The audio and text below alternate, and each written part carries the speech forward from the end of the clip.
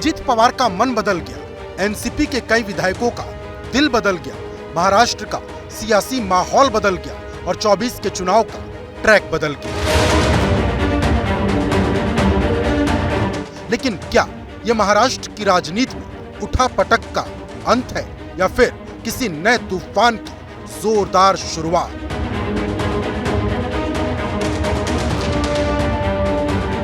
इधर अजित पवार ने भाजपा के साथ हाथ मिलाया तो उधर एकनाथ शिंदे को लेकर नई बहस शुरू हो गई। संजय राउत ने कहा, महाराष्ट्र को बहुत जल्द नया मुख्यमंत्री मिलने वाला है।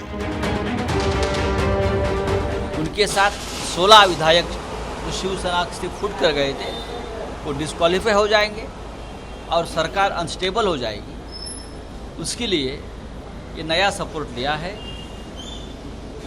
और मैं और एक बात कहता हूँ, अभी चंद दिनों में महाराष्ट्र को और एक मुख्यमंत्री मिलेगा।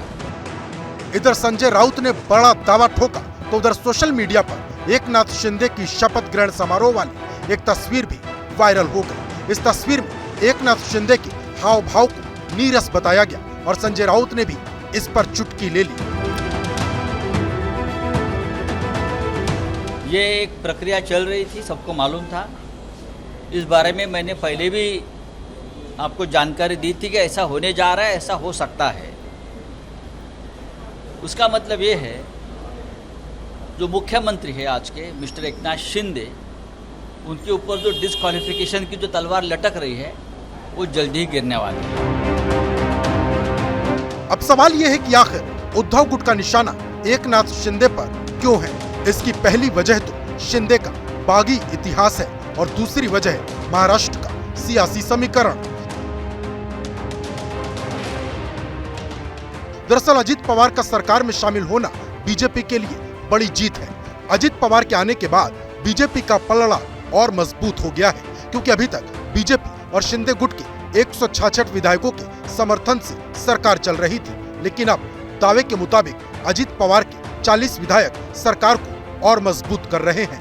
यानी शिंदे कैंप के 40 विधायकों को हटा भी दिया जाए तो भाजपा बहुमत से बहुत आगे रहेगी। हालांकि बीजेपी के लिए दोनों में से एक नेता का साथ हमेशा के लिए जरूरी है।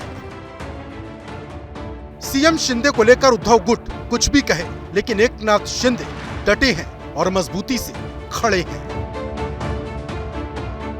पार्टी में जो कर्मठ कार्यकर्ता रहता है, कर्तृत्ववान कार्यकर्ता रहता है, उसको ज्यादा महत्व नहीं दिया जाता है। उसको मतलब क्या बोलते हैं, उसमें सेकेंडरी समझा जाता है। तो उसमें ऐसे इसीलिए ऐसी घटनाएं होती है और इसलिए अजित दादा पवार और उनके सभी साथी जो हमारे साथ सरकार में आए हैं, उनका मैं मुख्यमंत्री होने के नाते स्वागत करता हूं। महाराष्ट्र की सियासत में इस वक्त भविष्य को लेकर कई तरह के सवाल तैर रहे हैं। सवाल तो ये भी उठ रहा कि ये पूरा गेम प्लान क्या सिर्फ अजित पवार ने ही तैयार किया या फिर इसमें शरद पवार की भी सहमति थी। सियासत में सब कुछ मुमकिन है। यहाँ कुछ बातें पर्दे के सामने होती हैं तो कुछ बातें पर्दे के पीछे। Bureau report, ABP news.